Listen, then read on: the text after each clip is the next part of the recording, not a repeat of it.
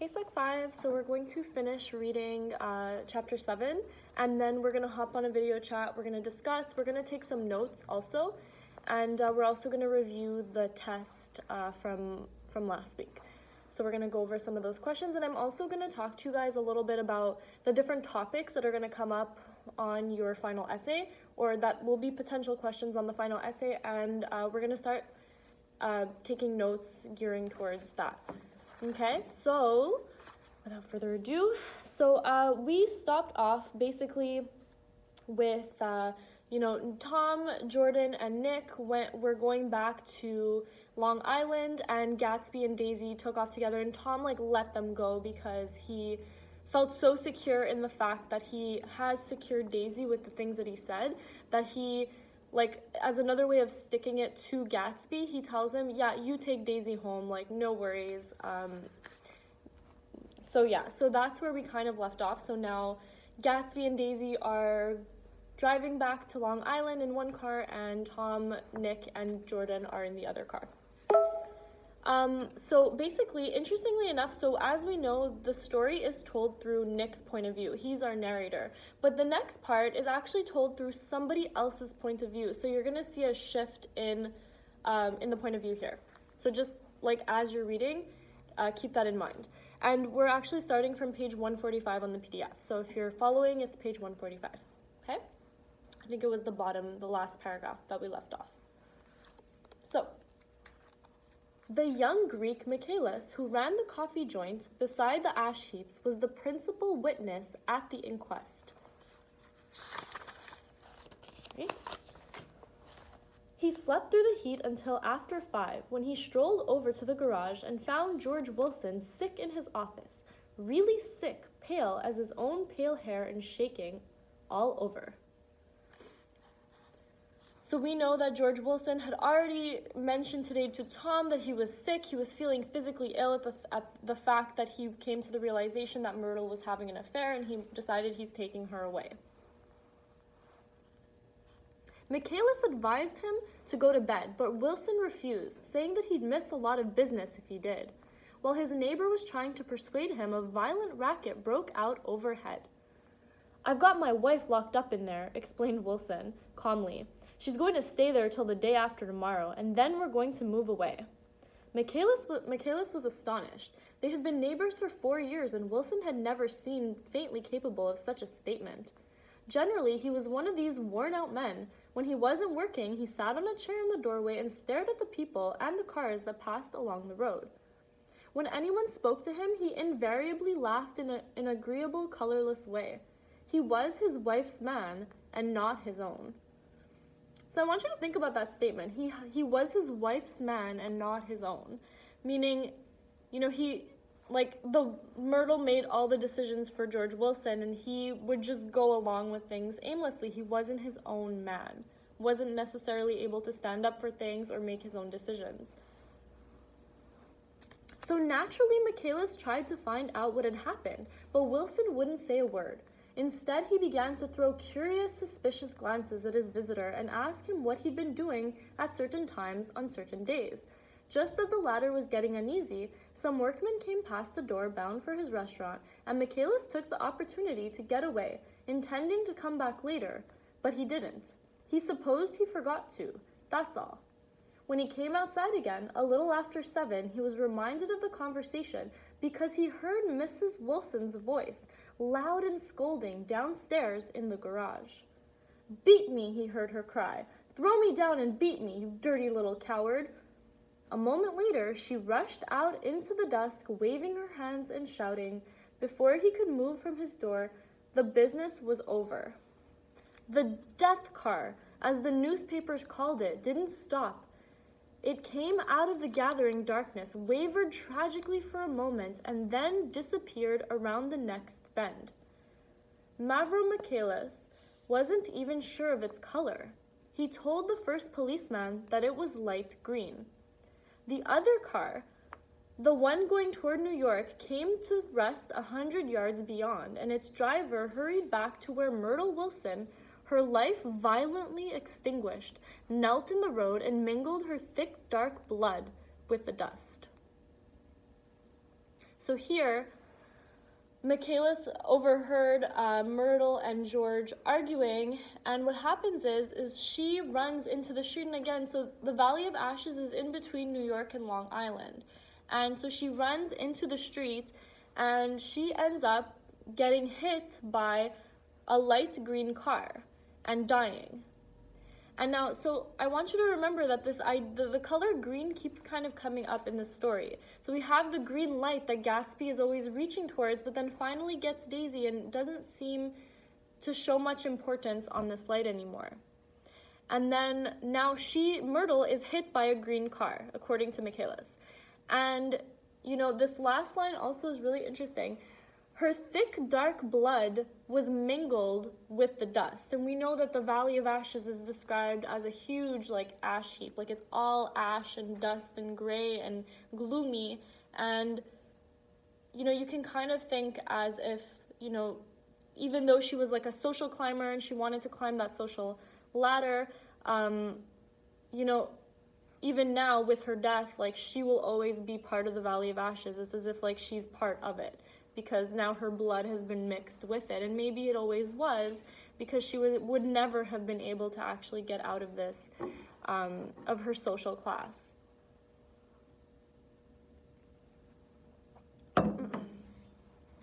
Michaelis and this man reached her first, but when they had torn open her shirtwaist, still damp with perspiration, they saw that her left breast was swinging loose like a flap, and there was no need to listen for the heart beneath. The mouth was wide open and ripped a little at the corners, as though she had choked a little in giving up the tremendous vitality she had stored so long. So Myrtle Wilson is dead. And we know that it was a car coming from New York, light green. We saw the 3 or 4 automobiles and the crowd when we were still some distance away. "Wreck," said Tom. "That's good. Wilson will have a little business at last." So now we've shifted back to Nick's perspective. He slowed down, but still without any intention of stopping, until, as we came nearer, the hushed, intent faces of the people at the garage door made him automatically put on the brakes. "We'll take a look," he said doubtfully. "Just a look." I became aware now of a hollow, wailing sound which issued incessantly from the garage, a sound which, as we got out of the coupe and walked toward the door, resolved itself into the words, "Oh my God," uttered over and over in a gasping moan. So they're passing. So remember that Gatsby and Daisy left before Tom and Nick and Jordan, and now they're passing this huge scene, and there are cop cars, and I'm sure people, watching, because whenever there's some sort of crash, I'm sure you can imagine and you've seen, people have to look. People have this tendency of looking at the wreckage, and so that's exactly what they're doing. They're stopping to see what happened. "There's some bad trouble here," said Tom excitedly. He reached up on tiptoes and peered over a circle of heads into the garage, which was lit only by a yellow light in a swinging metal basket overhead. Then he made a harsh sound in his throat, and with a violent thrusting movement of his powerful arms, pushed his way through. The circle closed up again with a running murmur of expostulation. It was a minute before I could see anything at all. Then new arrivals deranged the line, and Jordan and I were pushed suddenly inside. Myrtle Wilson's body, wrapped in a blanket and then in another blanket, as though she suffered from a chill in the hot night, lay on a work table by the wall, and Tom, with his back to us, was bending over it, motionless. Next to him stood a motorcycle policeman, taking down names with much sweat and correction in a little book. At first, I couldn't find the source of the high, groaning words that echoed clamorously through the bare garage. Then I saw Wilson standing on the raised threshold of his office, swaying back and forth and holding to the doorposts with both hands. Some man was talking to him in a low voice and attempting from time to time to lay a hand on his shoulder, but Wilson neither heard nor saw.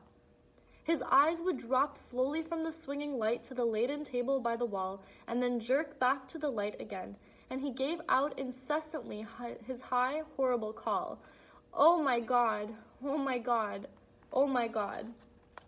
Presently, Tom lifted his head with a jerk, and, after staring around the garage with glazed eyes, addressed a mumbled, incoherent remark to the policeman. Mav, the police was saying. Oh, no, R, corrected the man. Mavro. Listen to me, muttered Tom fiercely. R, said the policeman. O. G. G. He looked up at Tom's broad hand, fell sharply on his shoulder. What you want, fella? What happened? That's what I want to know. Otto hit her. Instantly killed, repeated Tom, staring. She ran out in a road. Son of a bitch didn't even stop his car. There was 2 cars, said Michaelis. One comin', one goin', see? Going where? Asked the policeman keenly. One going each way. Well, His hand rose toward the blankets, but stopped halfway and fell to his side. She ran out there, and the one comin' from New York knocked right into her, going 30 or 40 miles an hour. What's the name of this place here? Demanded the officer. Hasn't got any name. A pale, well-dressed Negro stepped near. It was a yellow car, he said. Big yellow car. New. See the accident? Asked the policeman. No, but the car passed me down the road, going faster than 40. Going 50, 60.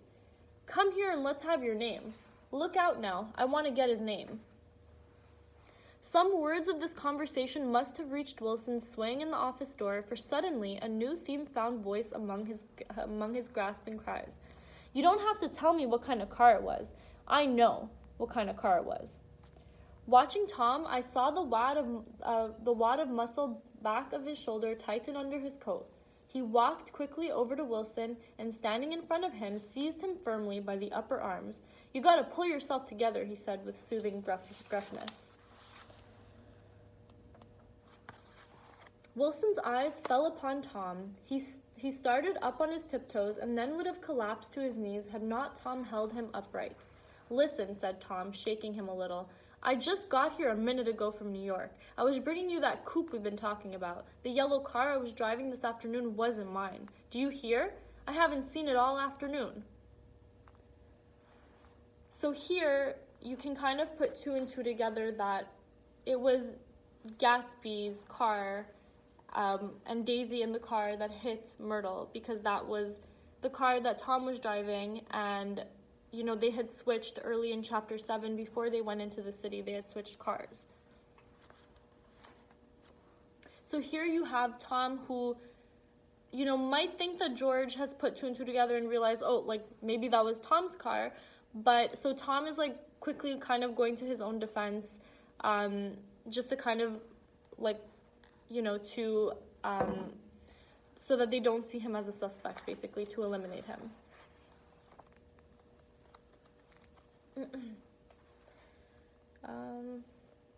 Okay, where was I? Okay, someone who had been driving a little behind us confirmed this, and the policeman turned away. Now, if you'll let me have that name again correct. Picking up Wilson like a doll, Tom carried him into the office, set him down in a chair, and came back. If somebody'll come here and sit with him, he snapped authoritatively. He watched while the 2 men standing closest glanced at each other and went unwillingly into the room. Then Tom shut the door on them and came down the single step, his eyes avoiding the table. As he passed close to me, he whispered, "Let's get out." Self-consciously, with his authoritative arms breaking the way, we pushed through the still gathering crowd, passing a hurried doctor, case in hand, who had been sent for in Wild Hope half an hour ago. Tom drove slowly until we were beyond the bend, then his foot came down hard and the coupe raced along through the night. In a little while, I heard a low, husky sob and saw that the tears were overflowing down his face. The goddamn coward, he whimpered. He didn't even stop his car.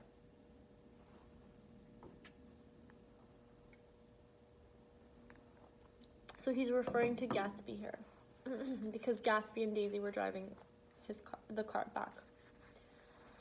The Buchanan's house floated suddenly toward us through the dark, rustling trees.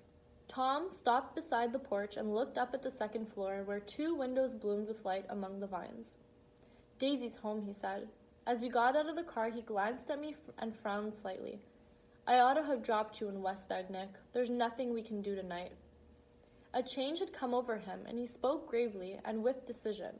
As we walked across the moonlight gravel to the porch, he disposed of the situation in a few brisk phrases. I'll telephone for a taxi to take you home, and while you're waiting, you and Jordan better go into the kitchen and have them get you some supper, if you want any. He opened the door. Come in. No thanks, but I'd be glad if you'd order me the taxi. I'll wait outside. Gatsby put her hand on my arm. Won't you come in, Nick? No, thanks. I was feeling a little sick and I wanted to be alone, but Jordan lingered for a moment more. It's only 9:30, she said. I'd be damned if I'd go in. I'd had enough of all of them for one day, and suddenly that included Jordan too. She must have seen something of this in my expression, for she turned abruptly away and ran up the porch steps into the house. I sat down for a few minutes with my head in my hands until I heard the phone taken up inside and the butler's voice calling a taxi. Then I walked slowly down the drive away from the house, intending to wait by the gate. I hadn't gone 20 yards when I heard my name and Gatsby stepped from between two bushes into the path. So here, Nick doesn't want to go in the house. He's waiting outside for a taxi to show up. And lo and behold, Gatsby is hiding in the bushes. I must have felt pretty weird by that time because I could think of nothing except the luminosity of his pink suit under the moon. What are you doing? I inquired. Just standing here, old sport. Somehow that seemed a despicable occupation. For all I knew, he was going to rob the house in a moment. I wouldn't have been surprised to see sinister faces, the faces of Wolfsheim's people, behind him in the dark shrubbery. Did you see any trouble on the road? He asked after a minute. Yes. He hesitated. Was she killed? Yes. I thought so. I told Daisy I thought so. It's better that the shock should all come at once. She stood it pretty well. He spoke as if Daisy's reaction was the only thing that mattered. I got to West Egg by a side road, he went on, and left the car in my garage. I don't think anybody saw us, but of course, I can't be sure. I disliked him so much by this time that I didn't find it necessary to tell him he was wrong. Who was the woman? He inquired. Her name was Wilson. Her husband owns the garage. How the devil did it happen? Well, I tried to swing the wheel, he broke off, and suddenly I guessed at the truth. Was Daisy driving? Yes, he said after a moment. But of course I'll say I was. You see, when we left New York, she was very nervous, and she thought it would steady her to drive. And this woman rushed out just as we were passing a car coming the other way. It all happened in a minute, but it seemed to me that she wanted to speak to us, thought we were somebody she knew. Well, first Daisy turned away from the woman toward the other car, and then she lost her nerve and turned back. The second my hand reached the wheel, I felt the shock. It must have killed her instantly. It ripped her open. Don't tell me, old sport, he winced. Anyhow, Daisy stepped on it. I tried to make her stop, but she couldn't, so I pulled on the emergency brake. Then she fell over into my lap, and I drove it on. So here, you can see that Gatsby doesn't really, his focus is really on Daisy. Like, he's not much concerned. He asks, is she dead and all these things, but his concern was really for Daisy. And we find out that Daisy's actually the one who is driving. And obviously, he's saying it's as if, like, the woman, Myrtle, saw the car and came to talk to us because she knew the car, right? She thought it was Tom's car, or it was Tom's car. And so Daisy's the one who is driving, and Gatsby here is willing to take the fall for her. He's saying, but if anybody asks, I'll say I was the one driving. So here he's, again, kind of willing to give up everything for this woman. And he doesn't even really know if she's going to choose him in the end, because she does have a big decision to make here. She'll be all right tomorrow, he said presently. I'm just going to wait here and see if he tries to bother her about that unpleasantness this afternoon. She's locked herself into her room, and if he tries any brutality, she's going to turn the light out and on again. He won't touch her, I said. He's not thinking about her. I don't trust him, old sport. How long are you going to wait? All night if necessary. Anyhow, till they all go to bed. A new point of view occurred to me. Suppose Tom found out that Daisy had been driving. He might think he saw a connection in it. He might think anything. I looked at the house. There were 2 or 3 bright windows downstairs and the pink glow from Daisy's room on the ground floor. You wait here, I said. I'll see if there's any sign of a commotion. I walked back along the border of the lawn, traversed the gravel softly, and tiptoed up the veranda steps. The drawing room curtains were open, and I saw that the room was empty. Crossing the porch where we had dined that June night 3 months before, I came to a small rectangle of light, which I guessed was the pantry window. The blind was drawn, but I found a rift at the sill. Daisy and Tom were sitting opposite each other at the kitchen table with a plate of cold fried chicken between them, and two bottles of ale. He was talking intently across the table at her, and in his earnestness, his hand had fallen upon and covered her own. Once in a while, she looked up at him and nodded in agreement. They weren't happy, and neither of them had touched the chicken or the ale, and yet they weren't unhappy either. There was an unmistakable air of natural intimacy about the picture, and anybody would have said that they were conspiring together. So Gatsby's, he's like waiting outside in case something goes wrong, in case Tom tries to hurt Daisy, and he's literally like, I'm gonna wait here all night, and he's gonna take the fall for her if it comes back to them about who was driving, and she's inside, basically, making up with Tom, and as Nick puts it, looking like they're conspiring with one another. They're making plans together. So you can kind of see, just how different their love is from one another, because Gatsby's love is unconditional and unrequited, and he clearly would do anything for Daisy, and as you can kind of see, she probably doesn't feel the same way about him. In fact, it looks like she's reconciling with Tom. As I tiptoed from the porch, I heard my taxi feeling its way along the dark road toward the house. Gatsby was waiting where I had left him in the drive. Is it all quiet up there? He asked anxiously. Yes, it's all quiet, I hesitated. You'd better come home and get some sleep. He shook his head. I want to wait here till Daisy goes to bed. Good night, old sport. He put his hands in his coat pockets and turned back eagerly to his scrutiny of the house, as though my presence marred the sacredness of the vigil. So I walked away and left him standing there in the moonlight, watching over nothing. So watching over nothing because Daisy seems to be reconciling with Tom, and Gatsby has other ideas in mind. So what I'd like to do is get on video chat and let's discuss chapter 7 because a lot has happened in this chapter, okay? Thanks for listening, guys.